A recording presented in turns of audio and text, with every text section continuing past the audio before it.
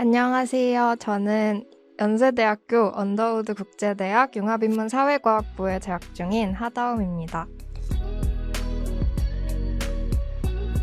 처음에 합격했을 때는 되게 실감이 안 나고 얼떨떨했었는데 학기 중에 학교를 다니고 하다 보니까 조금 실감이 나는 것 같고 뿌듯한 것 같아요. 저는 고등학교 1학년 때 미국으로 국공립 교환학생을 다녀왔는데 다녀와서 고등학교에 복학을 하는 대신에 제가 하고 싶은 공부를 하면서 또 동시에 편입 준비를 할 수 있다는 게 엄청 큰 매력으로 다가왔던 것 같고 그리고 저 혼자 편입 준비를 하는 게 아니라 동기들도 있고 또 다른 교수님들과 이제 선생님들이 도와주신다는 점에서 저 혼자 포기하지 않고 좀 잘 달려올 수 있을 것 같아서 그래서 서울교대 독학사 칼리지에 오게 됐던 것 같습니다. 일단 동기들이랑 으쌰으쌰 하면서 같이 좀 너무 지루하게 공부하는 게 아니라 조금 재밌게 같이 힘을 보태서 할 수 있었다는 점이 좋았고 그리고 저도 조금 많이 불안해하는 성격이기도 하고 그래서 그럴 때마다 교수님들한테 조언을 많이 구할 수도 있었고 교수님들이 진짜 제자를 대하는 마음으로 되게 따뜻하게 대해주시고 현실적인 조언도 많이 해주셔서 그런 것들이 되게 좋은 길잡이가 되었던 것 같아요.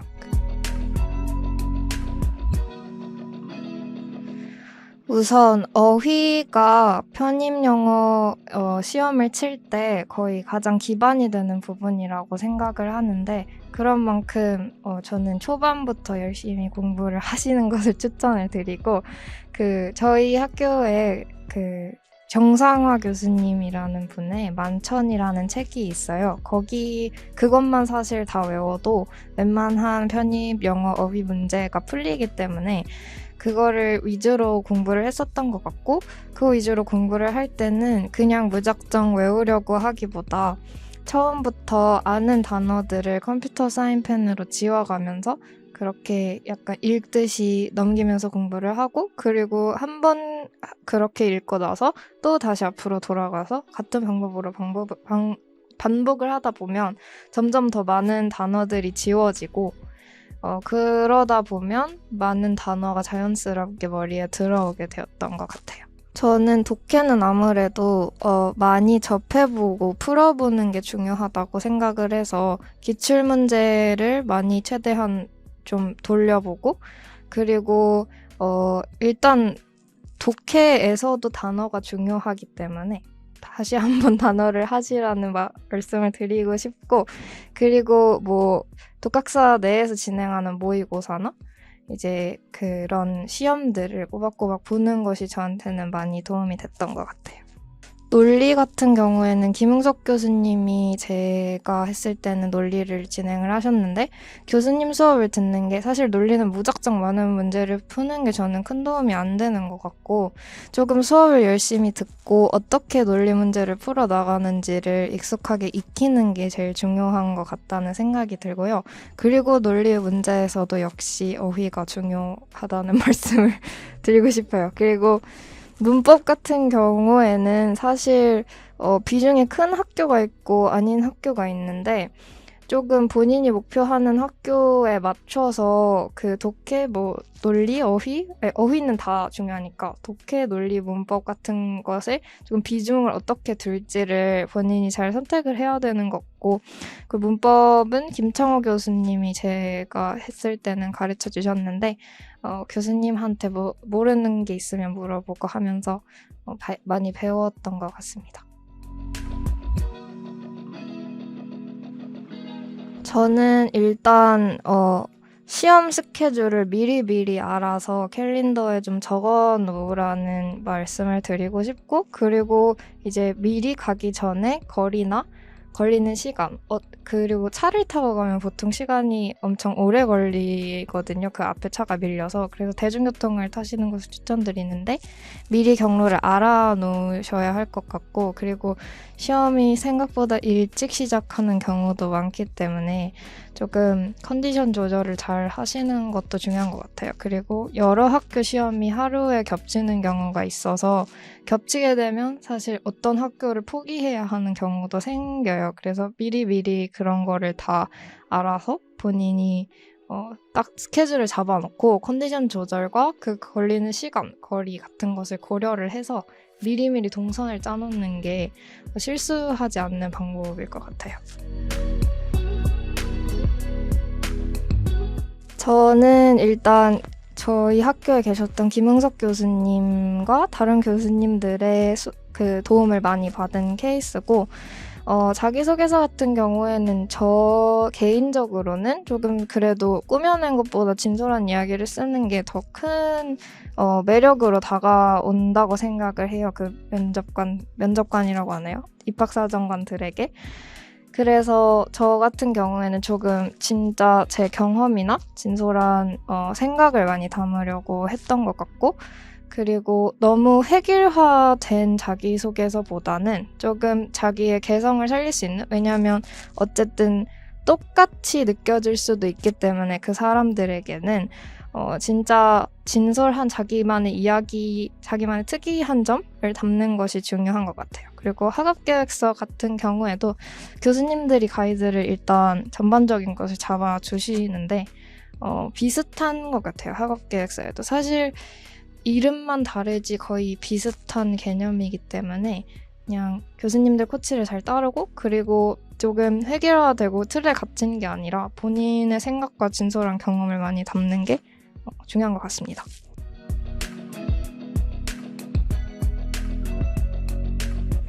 저는 일단 미리미리 준비하지는 않았고요. 왜냐하면 이제 사람에 따라 근데 본인의 페이스가 다르다고 생각을 하긴 하는데, 일단 저 같은 경우에는 목표했던 학교가 이제 조금 비교적은 일찍 잡혔던 편인 것 같아서 목표했던 학교가 보통 자기소개서 양식이 어떻게 되는지, 학업계획서 양식이 어떻게 되는지를 미리 알고는 있었고, 다만 미리 그 드래프트를 써놓은 상태는 아니었고요. 근데 이제 나중에 지원하는 학교들이 하나하나 더 자세히 잡히게 되면서 보통 하나를 쓰게 되면 그걸 기초로 다른 거를 이제 쓰는 경우도 많아지고, 그렇기 때문에 굳이 미리미리 저는 쓸 필요는 없다고 생각을 해요. 후반에 가서 작성을 해도 되고, 왜냐면 모의고사 점수를 받아보고 내가 지원할 수 있는 학교가 갈릴 수도 있기 때문에 미리미리 써놓는 게 동기부여 의미에서 좋을 수도 있긴 하지만 그게 필수적이라고 생각은 하지 않습니다.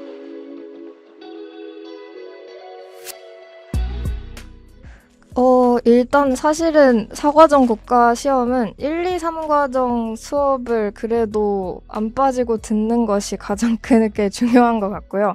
만약에 1, 2, 3과정에서 조금 놓치거나 자기가 부족한 과목이 있다고 하면 이제 동기들이랑 저 같은 경우에는 막판에 모여서 스터디를 조금 했었고요. 그러면서 그 막판에 교수님들이 수업을 해주세요. 이런 요점 같은 것도 잡아주시고 기출문제도 뽑아서 이렇게 풀어보는데, 그때도 열심히 참여를 하게 되면 기본적으로 통과를 할 수 있는 점수는 저는 다들 받을 수 있다고 생각을 합니다.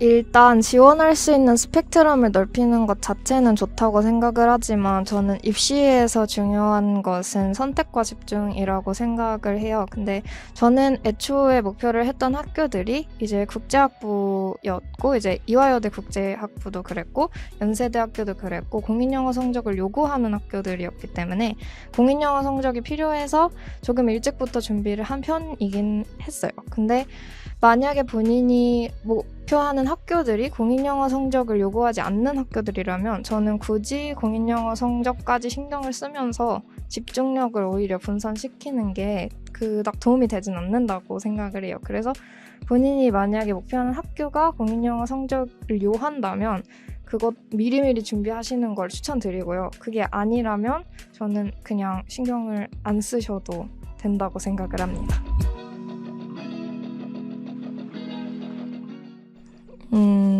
일단 기본적으로는 학교 스케줄에 기반을 해서 맞춰졌던 것 같은 게, 뭐 수업이 있으면은 저는 거의 다 그래도 들어가서 듣는 편이었기 때문에 그것을 제외하고 이제 학교에 남아있는 시간에 같이 남아있는 동기들이 몇 명이 있어서 그 사람들이랑 같이 뭐 밥도 먹고 또 따로 공부도 하고 이렇게 하면서 저녁까지 조금 같이 공부를 했던 편인 것 같고요. 그래서 근데 이제 그 중에서도 본인이 만약에 개인 공부를 하고 싶은 사람이면 이제 위에 그 독서실에 올라가서 이제 각자 따로 공부를 하거나 이런 시간도 있었고, 같이 하고 싶으면 모여서 하고, 이게 저는 사실 막 엄청나게 계획적인 편은 또 아니라서 이제 흘러가는 대로 그렇게 하루하루 요구되는 공부량에, 그러니까 어떤 것이 적합할지 판단을 해서 그때 그렇게 공부를 했던 것 같아요.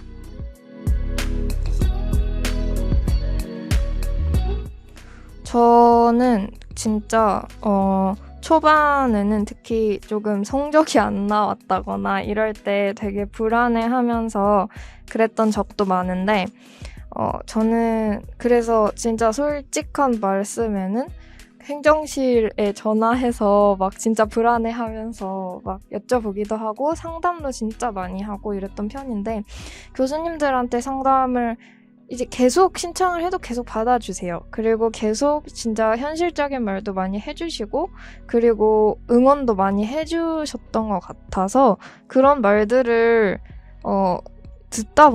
계속 듣다 보니까, 그리고 저보다 훨씬 이제 편입 입시를 많이 경험하신 분들이 그렇게 말씀을 해주시는 거니까 점점 뭔가 나를 믿고 가는 게 중요하다라는 생각이 있었던 것 같고, 너무 겁을 내는 것도 도움이 되지 않기 때문에 후반에는 조금 마음을 잡고 할 수 있었던 것 같아요.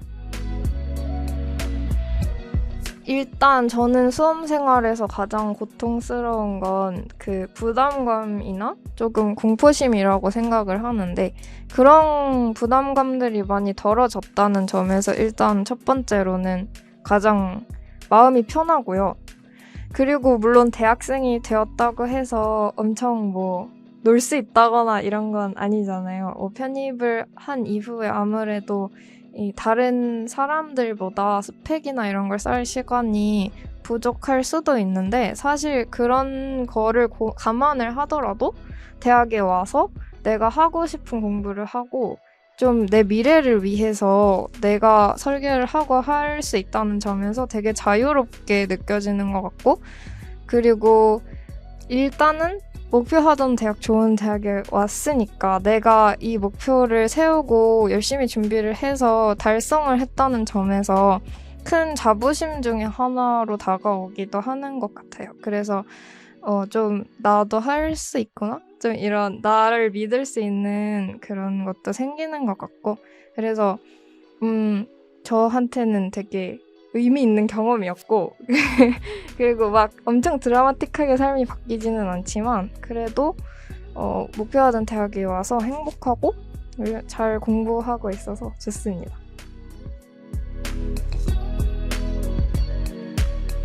저는 처음에는 되게 의심을 많이 한 편이었는데, 일단 저 자신에 대한 의심도 했었고, 그리고 내가 이 제도를 통해서, 이 학교를 통해서 진짜로 목표하는 대학에 갈 수 있을까? 이런 생각도 많이 했었는데요.